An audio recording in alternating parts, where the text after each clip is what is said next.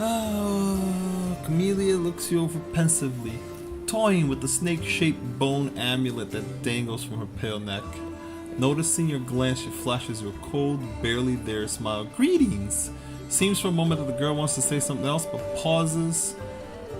But the pause grows too long as she slips back into cautious silence.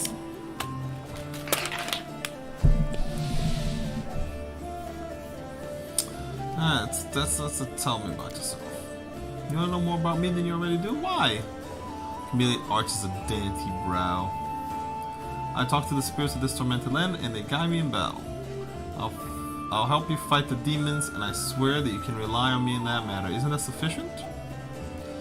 Where'd you learn to use a rapier so well? I had good teachers, although they don't get all the credit. I am a most diligent student. Camellia licks her parched lips. Not getting a lot out of you. Where'd you get your amulet?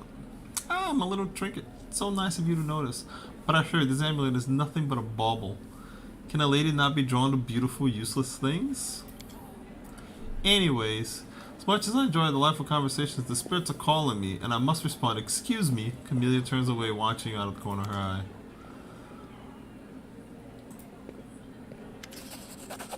Here, take this. It's the 2,000 coins. Take your payment and remember that Horgus Worm always keeps his word. You helped me back to the service, and I duly paid you for escorting me. Now, speaking of our future compensation. Cooperation, excuse me. Hang on a second.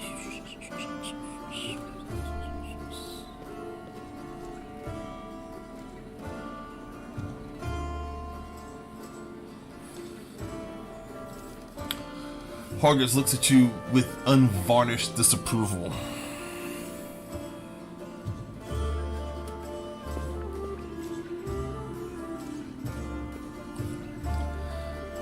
His arms folded across his chest, his foot tapping impatient. I have a job that would be perfect for someone like you. Naturally, I'll pay generously for your services. What do you mean, a job for someone like me? For an adventurer ready to sell their soul for booze and then lie drunk in the gutter? Or do you think you're somehow different? A traveling knight perhaps, a noble of heart but without coin to your name?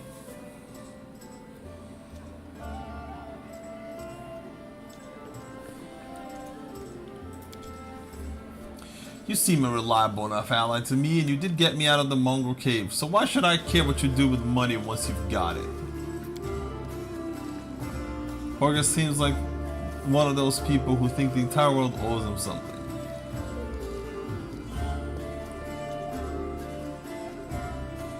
Noble birth doesn't give you the right to behave badly.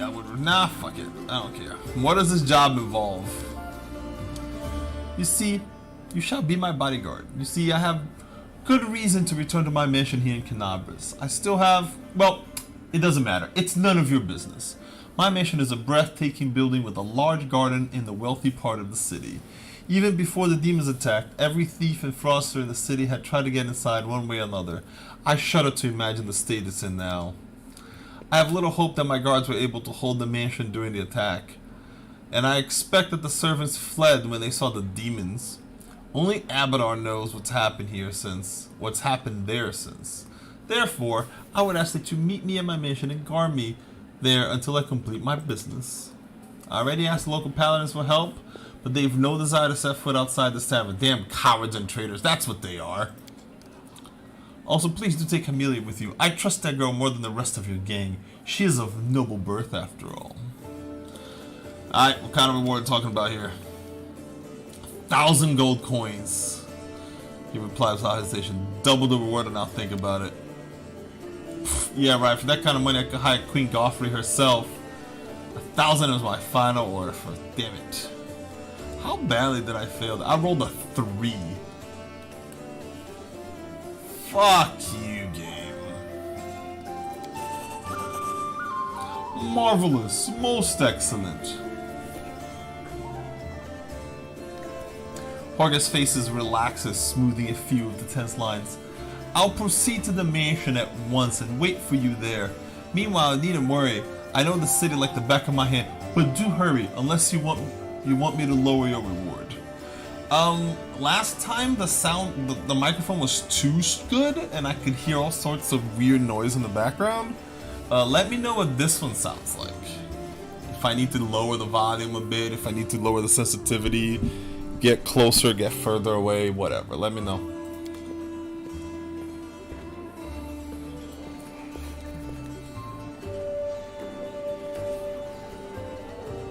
Cool, cool, cool.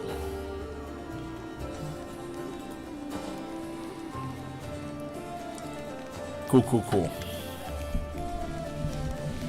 I can get further away too, that's also possible. She's most interesting because I didn't have her in my last team. Wendwag's tense stance reveals her constant vigilance. Her eyes are focused and resolute. Noticing you, she lets you speak first. Bow and respect. Master, I am at your service.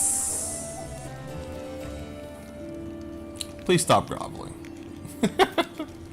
I'm not groveling. I'm showing respect for your power.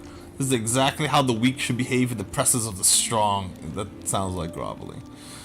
Alright, let's know more about you.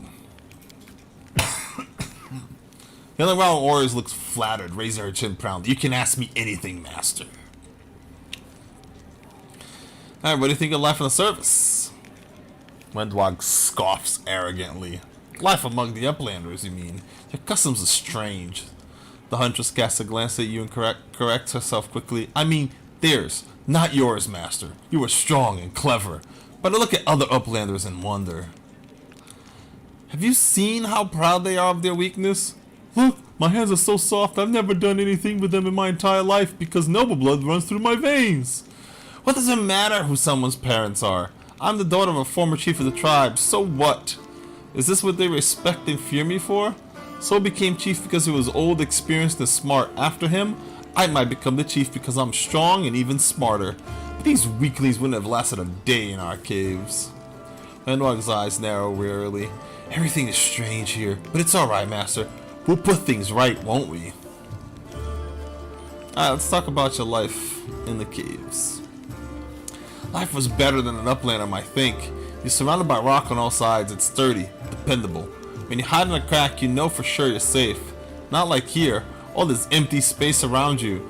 You always have to be on guard in case an arrow flies from any direction and hits you. Life underground is calmer somehow. Sure, there's less food in the caves in here, but the amount of food the uplanders have, it's too much. Don't you see, master, how many fat uplanders there are? Why do they eat so much? Like cattle, fatten up to make tastier meat. We only had one fat person in our tribe, and that was Sol. He was only fat because he was old. But up here, everything just seems fairer in the caves. There isn't enough food for the weak, they die. The lazy die. The sick, in the head or the body, die. Only the strong and the skilled survive, and the blood becomes thicker, duffer. What happened between you and Lot? Wendwag shrugged disdainfully. He's a good hunter, but not too clever. Bit of an idiot, really. He was the strongest in the tribe after me, that's why I kept him close. His heart is soft, unlike his body. The huntress smiled shamelessly. But then I met you and I didn't need Lon anymore. Now I only want to hunt with you. Can tell you're proud of your strength. Wendwag threw her shoulders back proudly. Of course! Let everyone see who's standing before them. The weak must obey the strong if they don't want to be reminded of their place.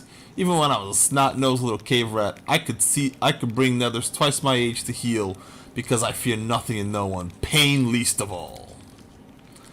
I was showered with praise and compliments. The best hunters of the tribe wanted me, but what did that matter to me? The moment you start listening to flatteries, the moment you get soft and you die. No, I always pushed myself further, challenging myself, taking myself to the very edge. Many times I almost died, but I always came back stronger. I earned all my strength on my own, and if anyone didn't respect that, I just grabbed my knife. That's why I became the best hunter in the tribe. On the surface, the people called mongrels, but I take it you don't like that term? Hunter shrugs her shoulders. The uplanders call us whatever they want. It doesn't matter. I know what they're trying to do. By giving us that stupid nickname, they're asserting their status and superiority over us. But it's normal to try to dominate a stranger you just met. Is it? That's expected. When my kid conquered the lands on the surface, people will call us by whatever name we choose. Why do you serve me? Because you're winning and I want to be with the winner? I don't like sharing food and fire with weaklings. I prefer people like you. And her bland smile. And also because being close to you is a good way to live. I love life. I'm young and strong. It makes sense to eat, drink, screw, and kill enemies while you're young. Not when you're 30,000 gongs old and shriveled up like Soul. As long as I'm your servant, I can have as much fun as I like and order around anyone I want. Who will dare defy me? No one! Her eyes drift half closed in smug satisfaction.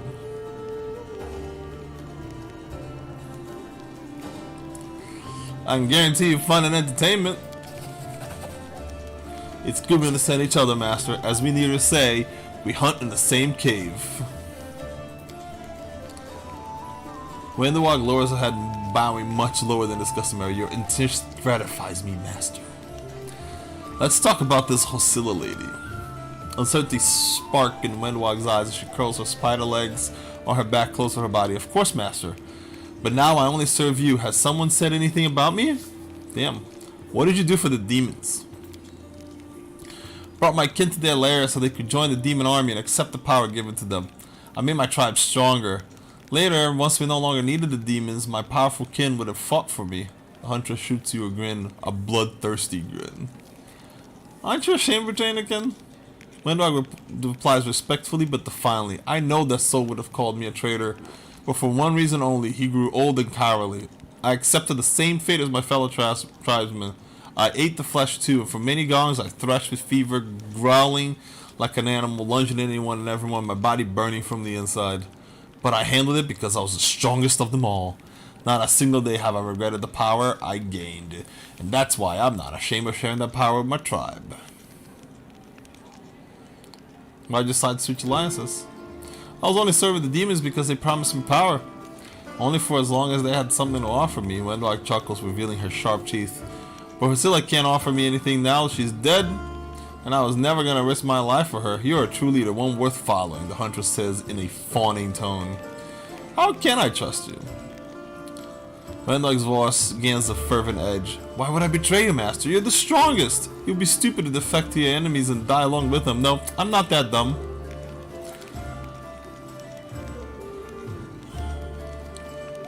It's good that our paths cross. You could need a good servant, and I need a strong master. Okay, where's my army, though? Wendwog narrows her cat-like eyes, and I will give you one, master, but first we have to rebuff the attack on the city. Saul has spent his entire life preparing for the underground crusaders' return to the surface, and he's not going to take any risk. He will order the tribe to hide in the caves like rats, and he will decide whether they're strong enough to fight by side by side with us. Maybe he will decide that it's better to sit this one out and wait for another chance to come along. We have to fend off the demons, win a glorious victory, and show Soul that ours is not a lost cause. Then he will give us his warriors, and then it will be my job to turn him into real soldiers.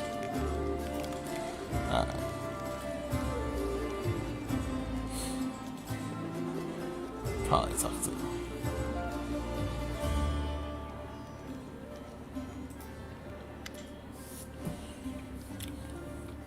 Beth rubs her red, tired eyes. Any success? How's the city?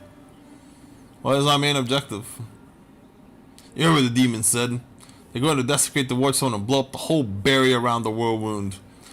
That would be an even worse disaster than the Whirlwound's expansion before the Second Crusade. Not only Canabras, but every city with a Wardstone would be destroyed, including the capital. We can't allow that to happen, no matter what.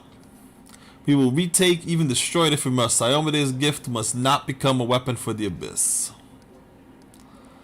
Let me ask a few questions. Please, but I must warn you, there are some things that I don't have the right to discuss. Where are you from?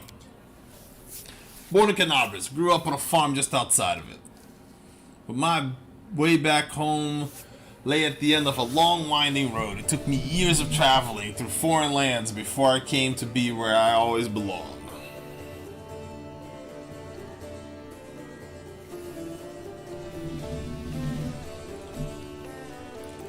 How did you become a paladin? I don't much like to remember it. Believe it or not, the story of how I became a paladin is also the story of how I feel to become a knight. How is the sun now, by the way? My parents were crusaders, made their souls stand together in Yomeda's celestial army. When I was born, they retired from the war and started preparing me to continue their legacy. But my father was an orc. You'd be pressed to find a calmer, wiser, more pious servant of the goddess than he. But still, all his life he was dogged by sideways looks and whispers. When I grew older and it was time for me to serve, I decided anywhere but Canabres. That was where my father had served loyally, and his only word had been injustice. Besides, the witch hunters led by the honorable prelate Herlin stalked the city with a heavy hand. Who knows what they'd done to a strange girl with green skin. Instead, I smirked. It looks like a painful grimace across his face. You can laugh if you want, but I was young and foolish. I chose Lastwall of all places. You can imagine how well I was expecting a country that's battling the orcs of Belzen since its foundation. Oh look, the Mendevian witch hunts! During the First Crusade, holy warriors streamed into Mendev, where they encountered Sarkorians practicing their unique druidic faith. The Crusaders mistook the wooden idols and rustic rituals for evidence of demonic influence. Groups of witch hunters emerged from the disorganized chaos of the First Crusade. These witch hunters were often self-styled, their tactics little more than brutal trial and error. The least bit of evidence could mark the target for investigation. A club foot, a thick accent, even a suspicious absence of abnormalities. The witch hunter groups gained a reputation for being cruel and arbitrary, although these weren't always deserved. Demons ranged freely across the world and often spilled into Mendev. Demonic possession did happen, though not nearly enough as often as the witch hunters claimed. Genuine witch hunters used divination magic and cautious investigation to draw out and destroy fiends, but they were rare compared to the zealous inquisitors who burned innocents at the stake. With the advent of the Fourth Crusade, the authorities took strong measures to end the bloody witch hunts of Mendev. Since then, the frequency of hunts has dropped considerably. Notice that not stopped, just dropped considerably. The worst. Horan Shapuk was first gained the trust and betray the city's people by organizing inquisitions against suspected demon worshippers and witches. Horan and his force of elite witch hunters exposed dozens of coasters as spies. It is said executed many more under suspicions, but with no real proof. These events started the Third Crusade, widely accepted as the least effective and most self-destructive of the four crusades. Still, Horan evoked respect and admiration in the populace as well as fear, and agreed to guide the city as its prelate. Anywho, back to Irabeth. There were many there like me. They were treated like second-class citizens. To the locals, my green skin was worse than leper scabs. Even my brothers in faith kept their distance. I took my vows.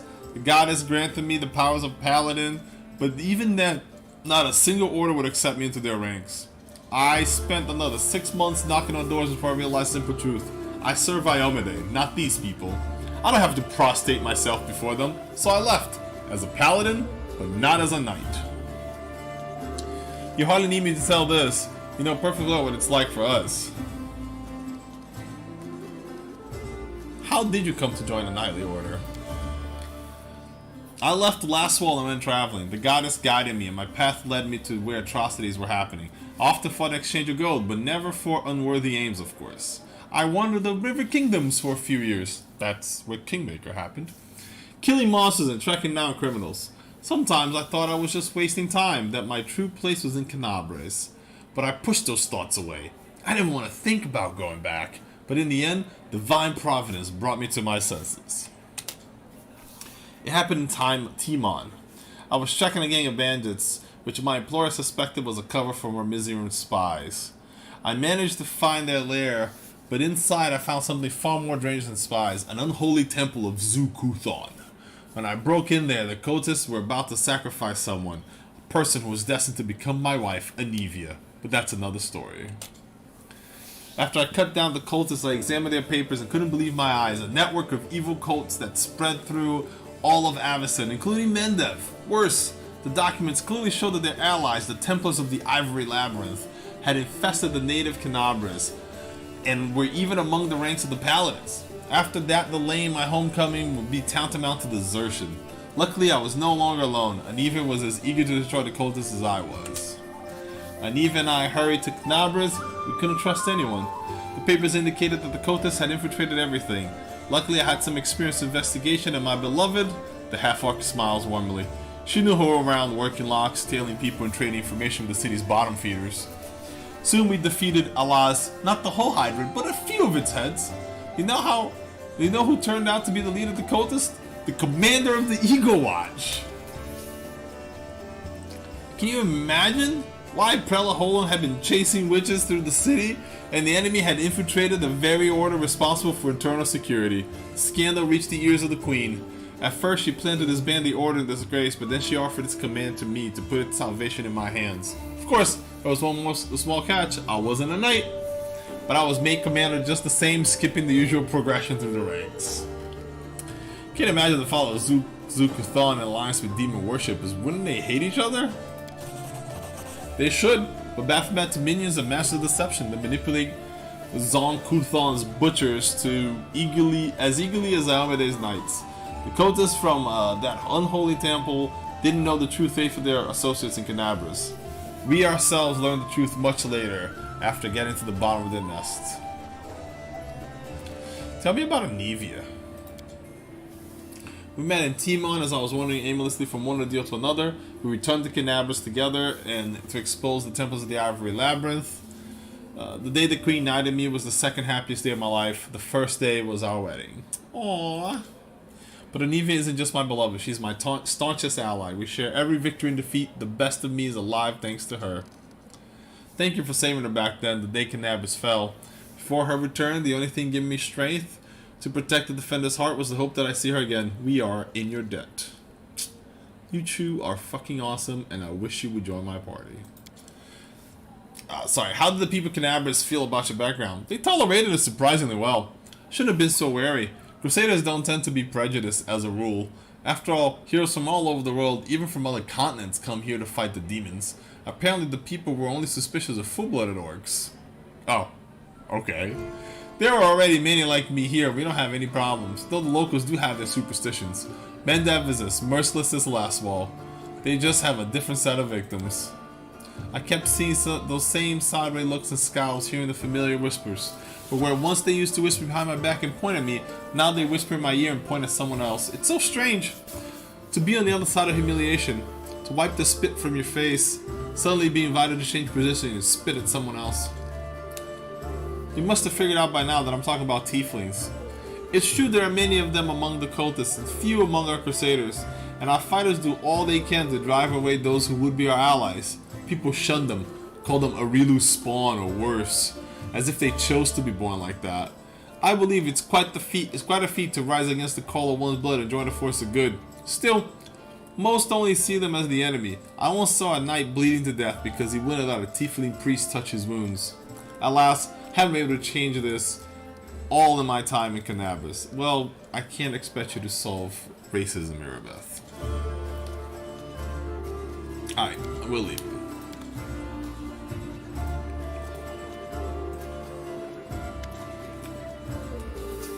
Hey there! During that march through the dungeon, we never got a chance to exchange a proper greeting. It's high time I shake your hand. Irabeth said your Jana Eldori is missing. Do you know where we should look for her? Irabeth is worried about her fighters. I understand that. I want to look for Jana myself so I didn't distract you. But since you're in this too, I could use some help. Jana and I met in Knabras a few days ago. We just kind of hit it off. We went drinking together, went to that unforgettable celebration together too, but we got separated in the crowd. So we should start looking for the main square. That's the last time I saw her. Jenna's a good fighter, even if she's green. She couldn't have become an Eldori otherwise. I hope that means she's alright.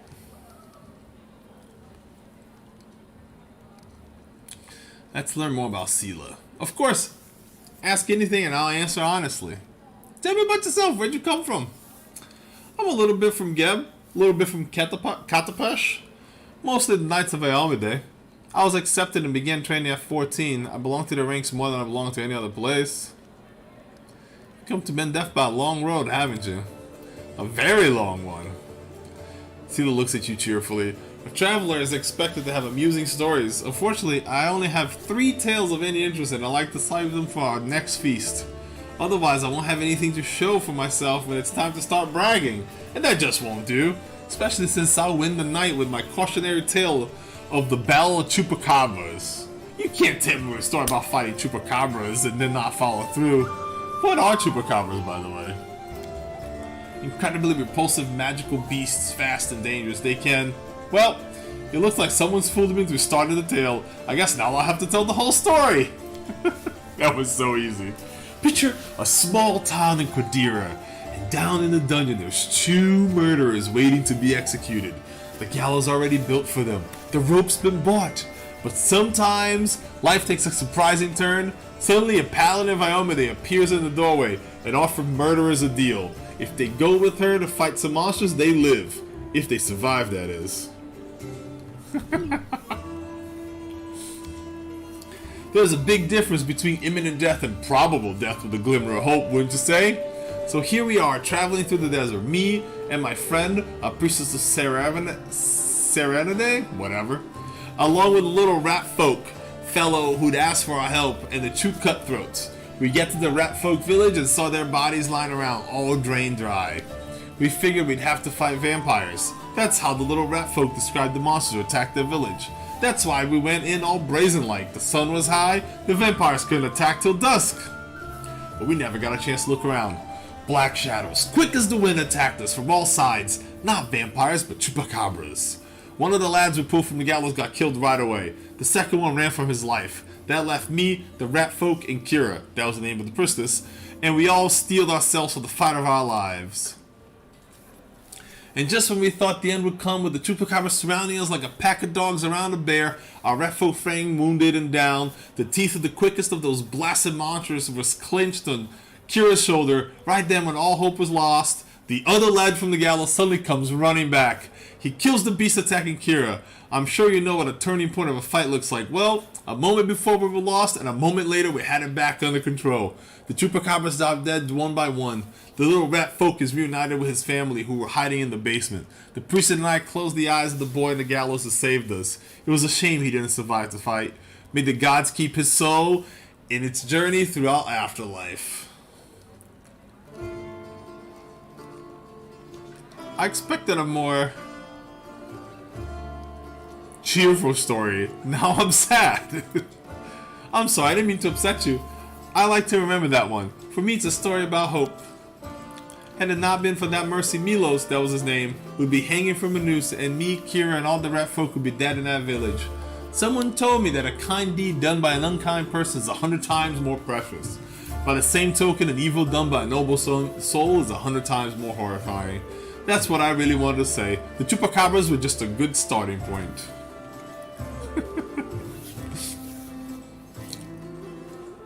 Alright, what made you become a paladin of Iomade?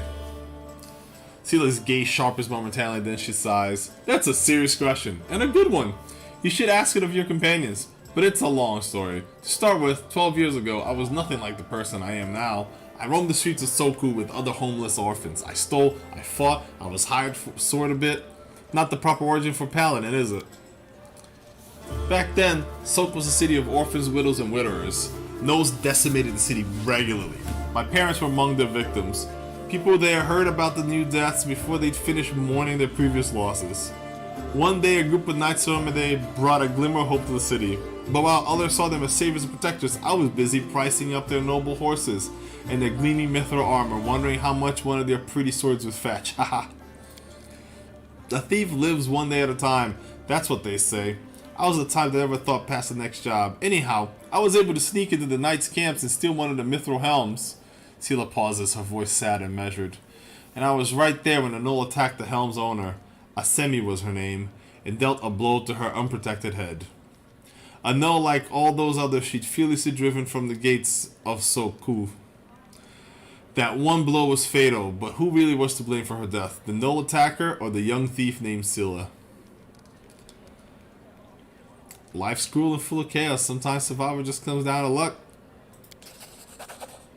That's how you see it. Sela looks at you curiously, but no hostility. I can't accept that point of view. The story of my youth taught me anything. They were all accountable for our actions. It's too easy to wave off responsibility if you use cruelty of life as an excuse. But you were asking what brought me to the ranks of Amadeus warriors. We all choose the paladin's path for our own reasons. Some are guided with the ability of spirit, some by a desire to fight injustice. I became who I am through penance and debt unpaid.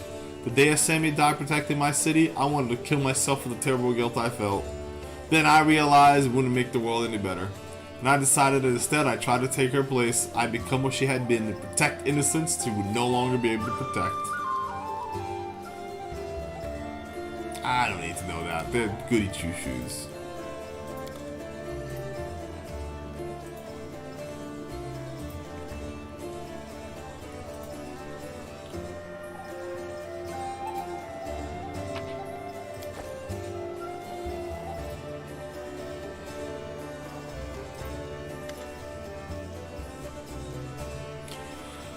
Young man in well-worn traveling clothes and a super wooden symbol of Aristil on his chest is efficiently cutting a linen robe into strips and to use as bandages.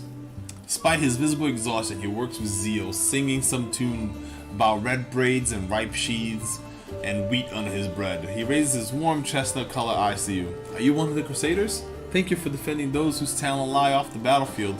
I'm Jernoa, servant of Aristil. Pleasure to meet you. What are you doing? I only took my holy order recently, so my god has only bestowed a little of his power upon me as of yet. I'm sorry to say that the number of wounded fighters at Tavern is far beyond my power to heal. There's a reason people say, have faith in the gods, but look for yourself first. I may not be able to help the wound with magic, but I can cut up some bandages. Hey, that's fair enough. You from around here? No, I was just passing through Canabras. I was sailing down that old man of ours, the great Selena River, to a village by the name of Chili Creek. I happened to land in the city at the eve of the festival, and I'm ashamed to say I decided to stay for a day to enjoy myself. But I ended up staying in the city longer than I bargained for. Chili Creek, where is that? Small fishing village. It's not even marked on some maps. But people do live there. What they don't have is a priest. They have no one to heal their wounds, no one to offer prayers for a good catch, no one to give their dead a dignified burial, and the war wounds are stone's throw away. So I'll be setting sail for Chili Creek to serve my God and my people. Once we have Canabras, I'll be going there. If by the grace of gods we all survive this, you should come and visit sometime. You'll find a village there on the bank of the river. Alright. Bye. Gotta come up later. We get a drink real quick and we'll talk to Thorn Autumn Haze.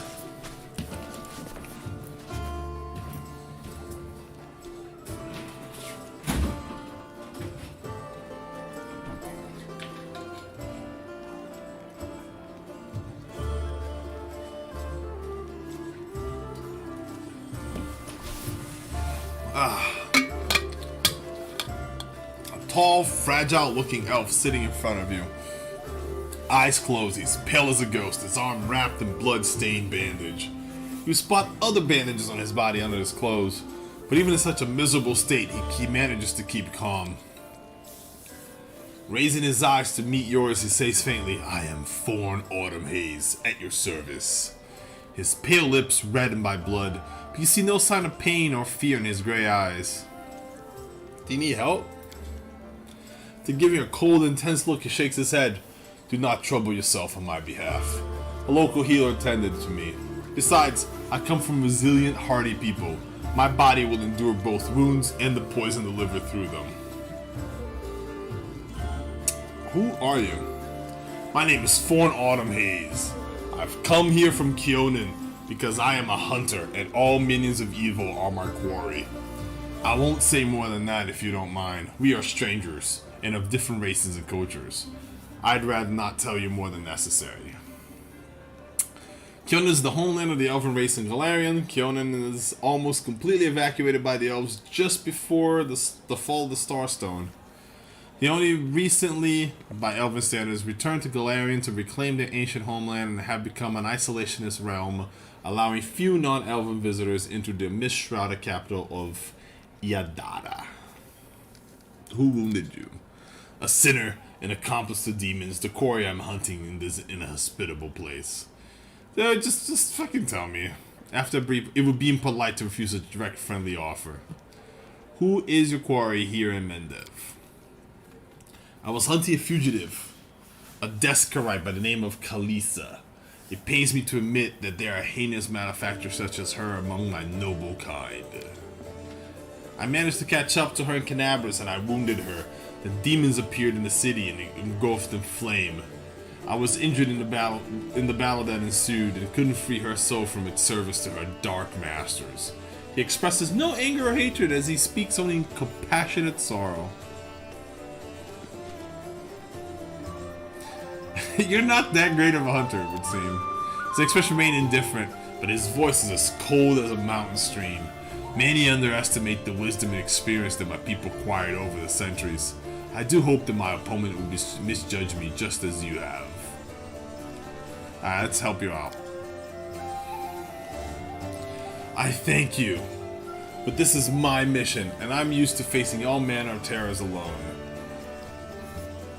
I do appreciate your willingness to help. If you happen to meet Kalisa, take caution. She has turned many innocent souls to the path of evil and darkness, has rewarded her with many gifts. Her appearance alone will tell you that it is warped. The agate skin, the malicious stare of her blood-red eyes, the bestial teeth. She's more monster than an elf at this point. What does she look like again? Oh, fuck. I'm just failing all my tests. I keep rolling so low.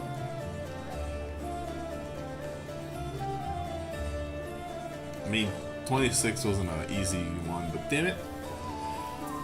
Her skin is dark, her hair preternaturally white. Her red eyes can see perfectly in the dark, and to my dismay, I've come to know from experience.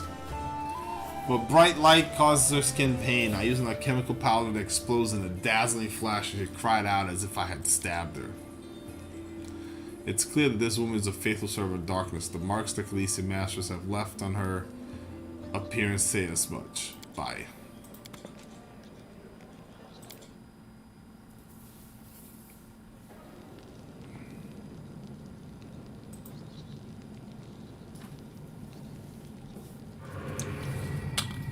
Surrender thy soul, Delvin. How am I to protect this? Ah, I got you again. How many times is that today? Take your jokes and shove them, tiefling. Whoa, easy there, Chief. Don't hit me. Hey, Chief. Hey, Dreamboat, come over here.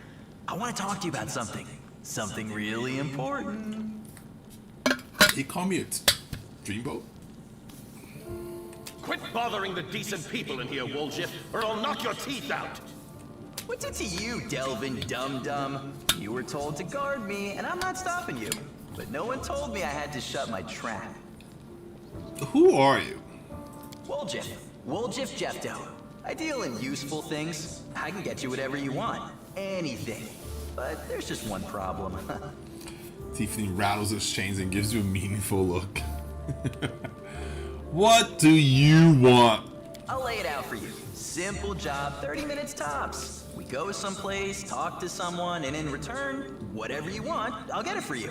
Some extra rations? No problem. Armor, weapons, scrolls, you name it.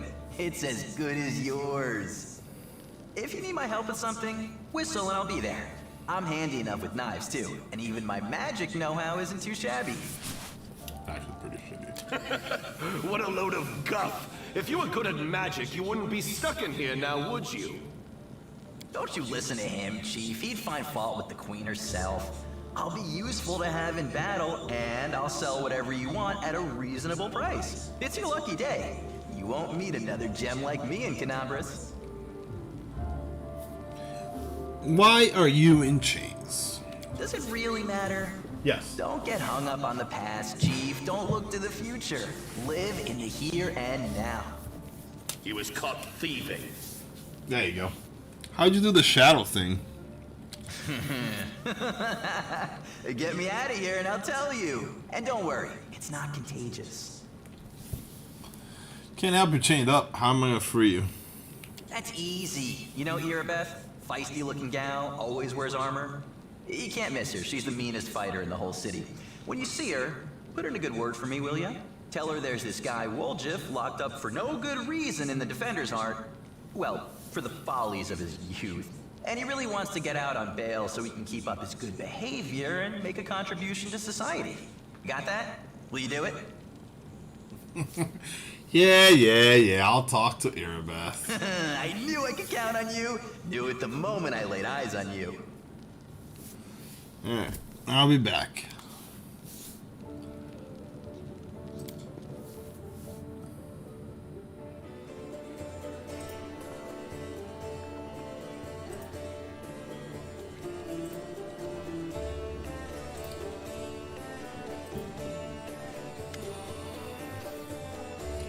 Tiefling, chained up in Defender's Heart. What can you tell me about him? Erebeth shrugs scornfully. Or just a petty thief from a gang of thieflings operating in Canaveras. That's what we call them in these parts. They tried to rob a vendor of magical items recently. Unfortunately, we apprehended only one of them. The rest managed to escape. We have nowhere else to keep him apart from the Defender's Heart, but that's hardly a prison. Woljif knows it too. He's been begging for days to let him go free or have someone vouch for him. He's already asked you to put in a good word for him, hasn't he? Erebeth squints at you thoughtfully, then shrugs. If you want to recruit Woljif and put him to good use, go ahead and take him off from our guards' hands. We can ill afford to let a soldier spend their days watching over a million teeth. I hope the tiefling proves useful should you decide to take him along. Go. May I hope they keep you safe. Yeah, let's go get ourselves a thiefling. I'm not doing this. We already talked. Well, Chief, what do you got for me? Ha! You must be a smooth talker. Come on, Delvin. Get these bracelets of yours off me. I'm going free. You're sure to regret this. This tiefling will fleece you for everything you've got. Mark my words. You're a bitter little man, Delvin. Petty and mean. You can't even be happy for me, can you? I pity you. I'll leave you alone with your sad little soul. So long. And now, Chief, straight down to business. You see, I'm one of those guys that people around here call thieflings. We just call ourselves the family. After we knocked over that shop and I got stuck here in the Defender's Heart, a little bird told me that big sister Charisme wanted to see me. That she had some questions to ask me. You following? Now, she won't be asking me questions like, Woljif, how'd you manage to get out of this one? Or, Woljif, you're so thin, didn't they feed you? No, something serious has gone down, and I just know they want to try to pin something on me. I can feel it in my tail. So, I knew right away that I couldn't go alone.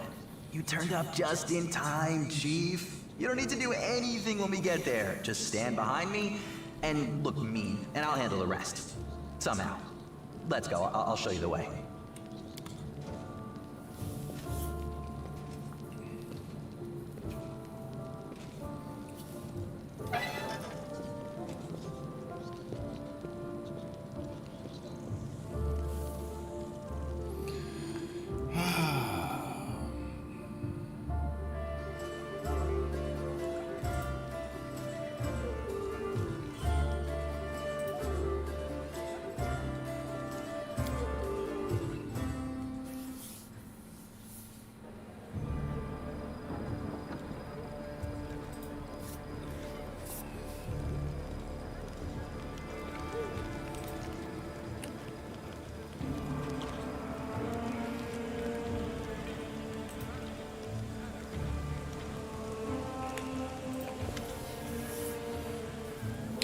Grizzled dwarf turns a blade on his callous hand, carefully inspecting its edge. When he sees you approaching, he sets the blade aside and greets you with a nod. A new face to the city.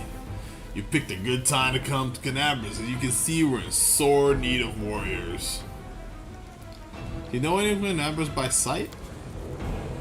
Well, not everyone, but I made it my business to know people who might well need my services. Blacksmith doesn't work isn't just as anvil, you know. Are you Staunton Vane's brother? Yep. Where he goes, I go. That's how we've always been. That's how I've always done it, even before the Whirlwind. I forge the armor, he goes to battle and breaks it. He brings it back to me, I repair it, make it better than before. Everything's changed since then, of course, but that part has stayed the same. Show him radiance. Do I recognize it? Of course I do. I made this with my own hands. There's my brand, see? The dwarf carefully takes the sword in his hand, gazing at it like a doting father. Oh yeah, Neil. Things might have been tough without you, but at least you still got your sword. That's something. Jorah returns the sword to you. In battle, ordinary swords get blunted, they break, but sometimes a weapon can preserve... I don't know how to explain it. I'm no authority on these things. Something like an echo of the deed done with the weapon. More like a reflection of the wielder's soul? I don't know. I will say one thing. Take care of that sword. Yano may no longer be with us, but the demons will still remember why they need to turn tail and run when they see radiance. Oh, the scabbard's all worn. We can't have a fine sword like that being carried around with a tatty thing. I'll make you a new one if you like. City stands strong, we'll both survive. Come see me again and I'll have it ready. No charge. Alright. Alright, we cool. Let me see what you got for sale, bud.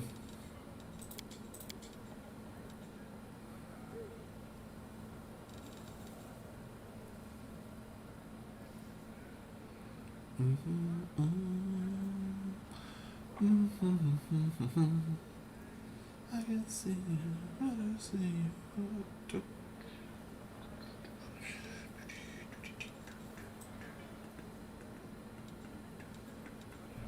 Wow, he's got a lot of weapons. Devastating blow from above.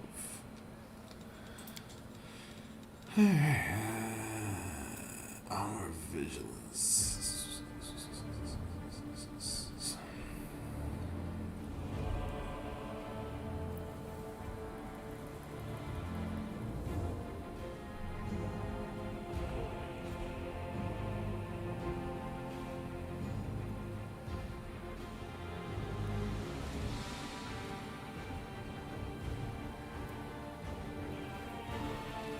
Interesting.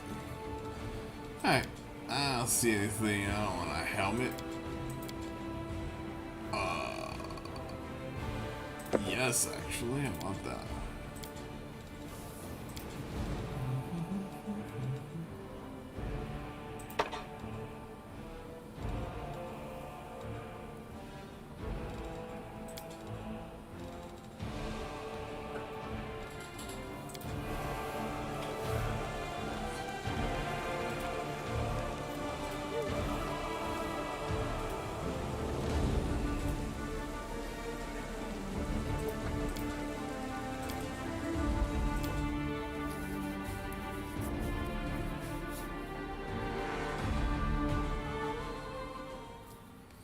I mean, I know what a chupacabra is literally is. I was just, you know.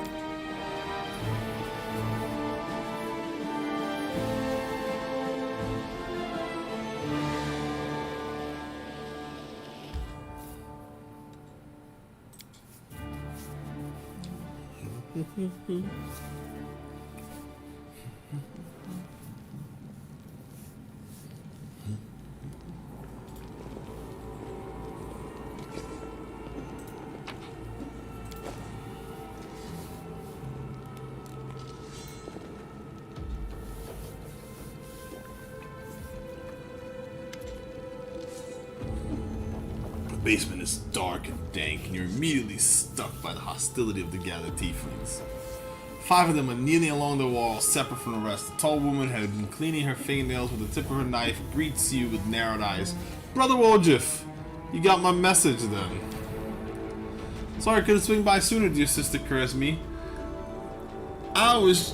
It was just one thing after the first. I was in shackles next. Well, no, I was still in shackles. I was being watched and Chief got me out and I came straight away. I knew you'd be waiting for me. Enough talking. I'll also be here all night. So, we had a clear plan where we're gonna wait till nightfall, slip into the shop, grab the goods and leave. Even if the neighbors called the guard, there was time to get away. What happened? That bitch Irabeth showed up almost right away. She knew we'd be there. Somebody betrayed us. I have a good idea who it was. What do you say? Make it quick.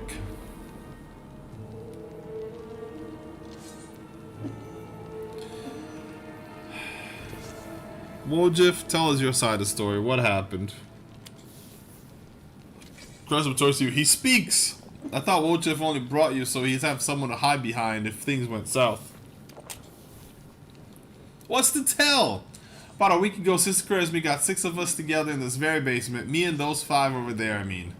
Wojif jerks his head towards the 5 thieflings kneeling by the wall. She rounds us up. She says we got a score. Ancient trees and wanderers. The one place nobody's ever been able to hit. The place that's guarded by a golem. But now a powerful scroll that would knock out the golem just happened to come in our possession. Along with a tip-off that the shop owner would be gone on a particular night. All 6 of us know a bit of magic. We know that any enchanted junk will sell for pretty pennies, so we're in. And the most important thing is that none of us to be hanging around the shop ahead of the job. No casing the place, no calling attention to ourselves from either golem or its master. This job was top secret. That's all true so far. Go on. We did everything right.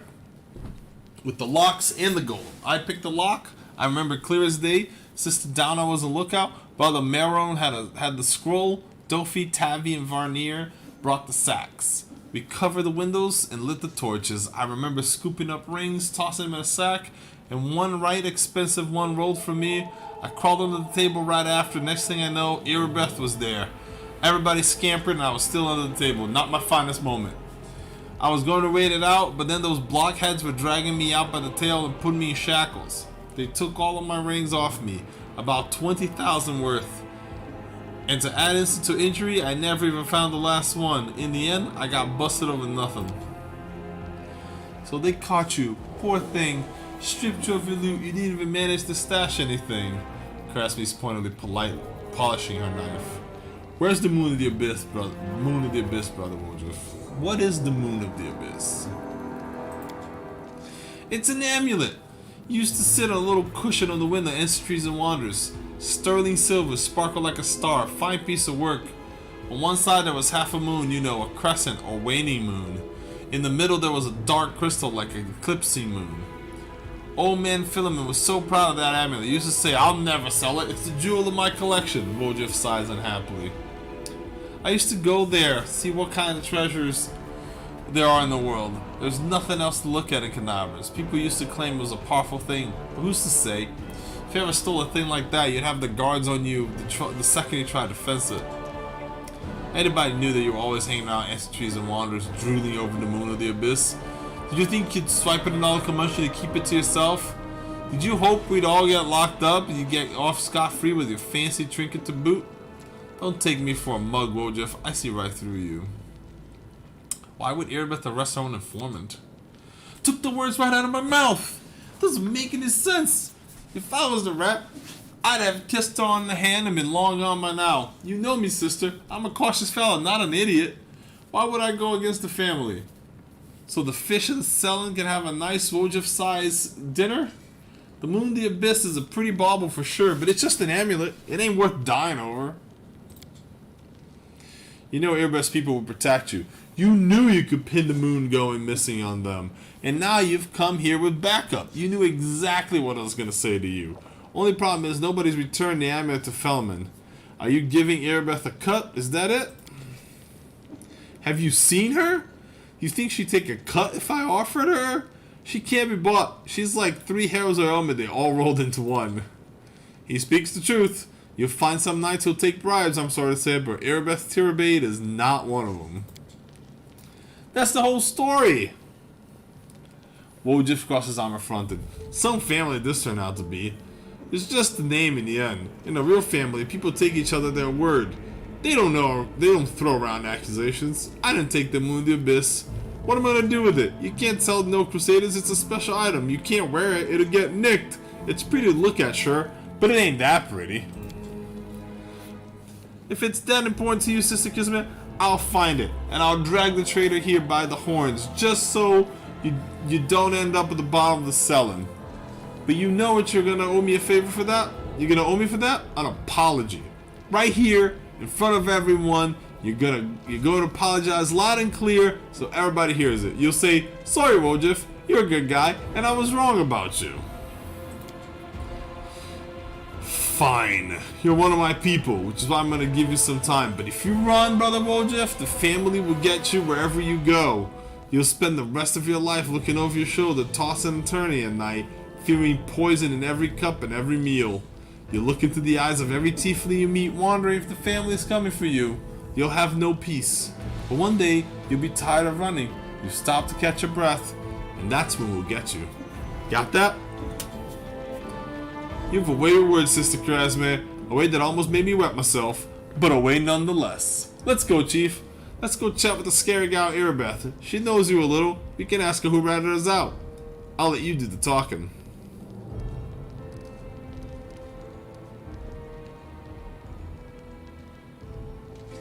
We'll find you, trader.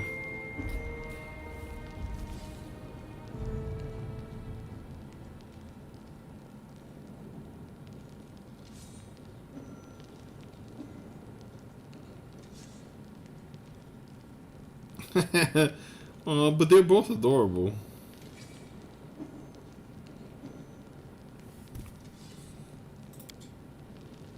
Root out the trader and be quick about it. Time's running out. I don't want to get chewed up by demons.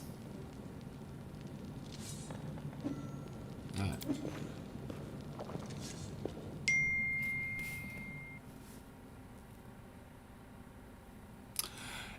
The pug probably does not want that hat, no.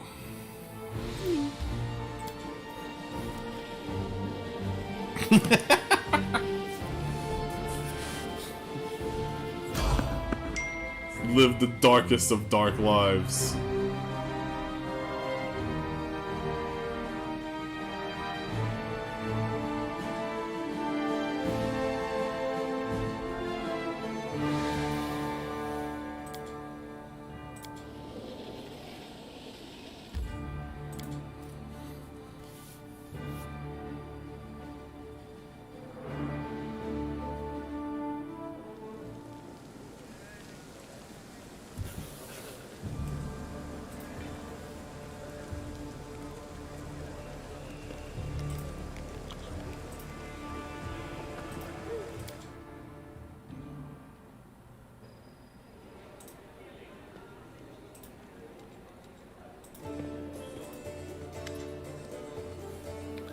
It's a trader I'm trying to track down. Who's your informant among the thieflings? Cannabis artist or brown spice. Cannabis is threatened by a demon horn and you have enough time, spare time to help thieves? Your best size. I don't like this, but I hope you know what you're doing. I'll tell you everything I know. I did not see my informant's face.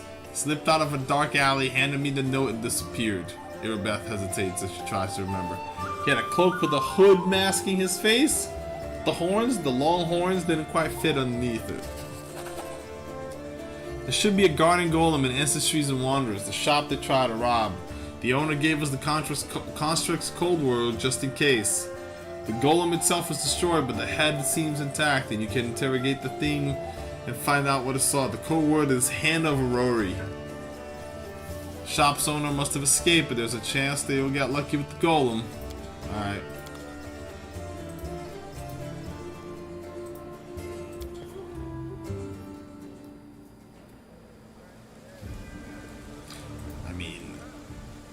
You might think it's weird that this is the first thing I'm doing to Irabeth, but Irabeth, I mean, it is for the best.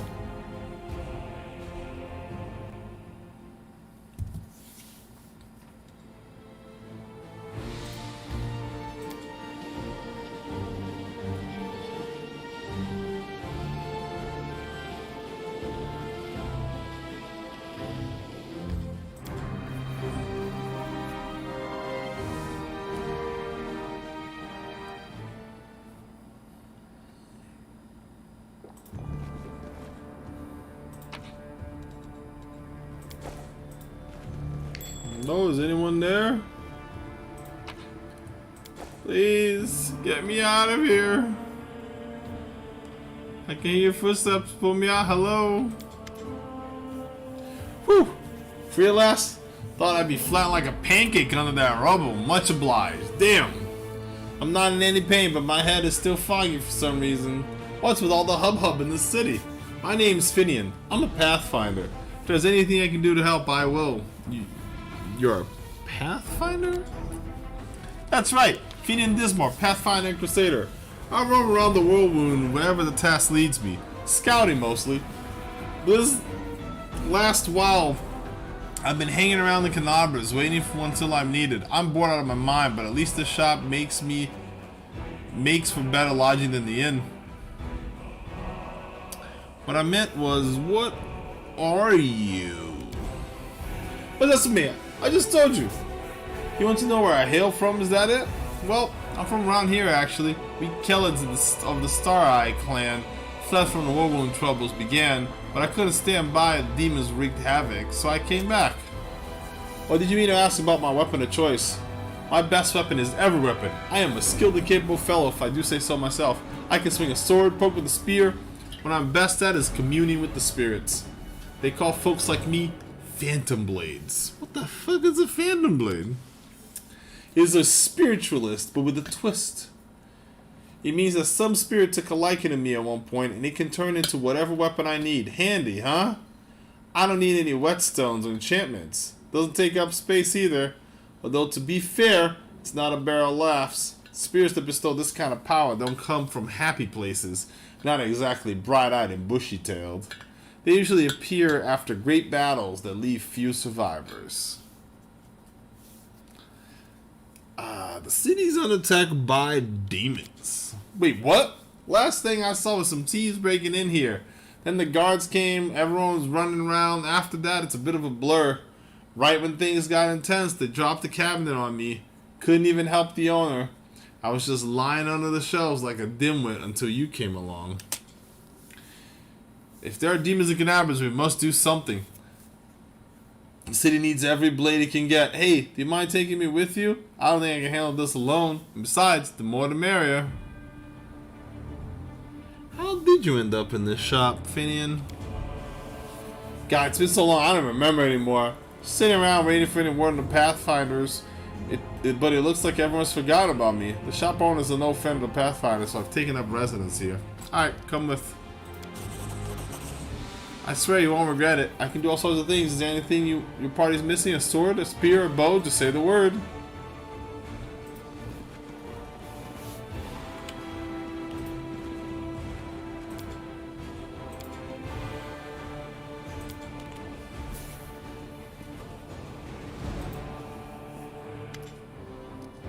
Hand over.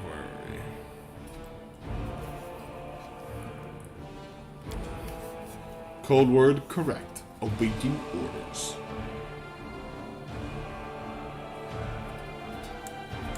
Where'd you come from? Who created you? It was created by Gaffrey, Son and Son. Address building 3rd on the right, Jewelers Alley, Nerosian, Mendev model G504ENE, which stands for Experimental and Enhanced.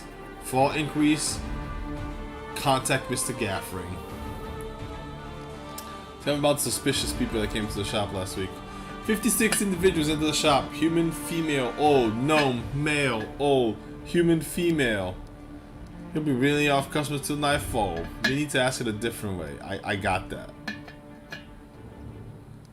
Were there any suspicious people? Tieflings. Tieflings. 3. Tiefling male, middle age. Tiefling male, young. Tiefling female, young. Talks about a female tiefling. Tiefling female, above average height. Hair, long and pale. Tail, not observed. Long horns. Eyes, blue. Special observations. Scar nose. Baldric with gold stitching. I don't know that one. New arrival, most likely. Gold stitching, huh? Wouldn't mind getting to know her a little better. Middle-aged one. Tiefling, male, medium height. Long horns. Medium length tail. Eyes, pale blue. Skin color, dark. Specializations, red hair. That's our trader. Bet your life on it. Carrier's made drilled into our heads that he wasn't going hanging out in the store. Red hair. We've got a couple of gingers. Plenty more who get it out of the bottle. So much for special observations. Golems aren't all they're cracked up to be, huh? Tiefling, male, medium height, short horns, curling backwards, medium length tail, eye color yellow, hair color black, specializations, annoyed masters. Horns, hair, tail, that sounds like me. It's not possible. I know what the security is like here. I didn't come near the place. I give him my word, chief. No specialization. Subject was unremarkable. There, see? Can't have been me. Where is your master? Philemon Purveyor's my master is in the hiding place. Revealing the location of the hiding place is prohibited. Prohibited. Like you're holding himself in the basement where the commotion started. The entrance should be around here somewhere. Where's the basement of this place? Basement's below me. I guard the basement. Leaving my post is prohibited.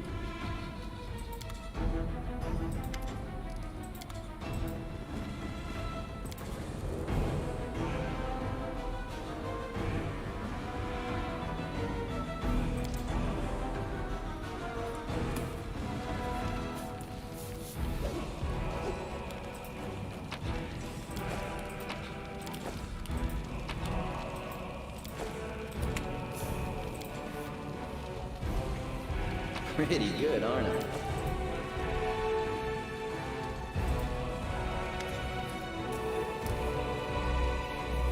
Marauders, bandits, scavengers. Shut it, you'll pay for insults with your life. The Eagle Watch are probably caught up with the bandits by now, and you won't get off lightly either. You can be sure of that. No notice Wojif and his rounder face turns scout. You! Wojif, you dirty little sneak thief! You've been sniffling around my shop for years, finally worked up the courage to rob me, did you? Get out of here! You and your pals have come everything already, I'm sure. The gnome seems to settle on slightly. My name is Philemon Frulitris. I was the owner of this shop. I'm not sure I can claim to be owner of anything now. I hope there's at least something left of it. Oh, come off it. Your shop is fine. Just a little ransacked, maybe. Nothing a bit of spit and polish can't fix. What were you doing the night of robbery? You think I robbed my own shop? I was here in the basement. I was told to make it look like I'd left. The watch was very keen to get their hands on those thieflings. They seem to be multiplying all over Galarian. Of course, I did everything they said, and I've been stuck in this basement since then. The golem wouldn't move away from the door no matter how much I yelled at it. And then I thought that it was all to the good. Somebody came by after the guards and caused a ruckus upstairs, bellowing like mad, taking advantage of my absence. Tell me about the tieflings. Why should I tell you anything about my customers? You're not from City Guard of the Eagle Watch. Chief, he keeps digging his heels. Just say the word. I know how to loosen his tongue. I'm helping the Eagle Watch catch the culprits. It's in your interest to tell me everything. So they haven't got the thieflings? I thought the city's finest were on the job. Whatever. You can't rely on anyone anyways. Ask questions then if they're so important. Tell me about the red-haired tiefling. Red-haired tiefling. I suppose there was one who came in a long time looking around. He was a person of modest means, I could tell by his clothes, but he asked me to show him an Asimar-made chainmail. He certainly couldn't afford it. That's when I suspected something was off. Checked everything after he left, but nothing was missing, and that put my mind at ease. Can't remember what he looked like. I didn't get a good look at his face, but I remember he was wrapped in a green cloak like he was freezing. That's all I have. That's it. With that description, sniff him out for sure. Come on, Chief. 6 Charisma. We get back to 6 Charisma we go. To have a good long shift at all my brothers. Put all these clues together. Something tells me the traitor isn't going to wriggle out of this one. Tell me about Wojif. Wojif Jetta, right? Yes, I've known him a long time. I'd rather not know him at all. He's been soaking around my shop for years, treating the place like a free museum. He always wanted to look at the moon, the abyss, and I chase him out. He'd just slink back in again. If he was with the gang that robbed the shop, I'll bet anything he swiped the moon. How come I'm prime suspect? Whoever betrayed us was the one who got the moon. Want to see a return too, you get me? I don't like the idea of people's grubby mitts on it. Tiefling woman, yes, I remember. Noble lady, unlike the Tiefling ruffians from around here. She purchased medical equipment for the crusade and she promised to come back again. If only all Tieflings were like that, I'd be laughing all the way to the bank. Okay, what dummy do? There's enough to capture the thieves, then I don't know what else to tell you. Now be on your way. Leave me in peace with my wreck of a shop. Alright. It's a little early, but I think I'm going to call it. I'm kind of tired. And I work early tomorrow.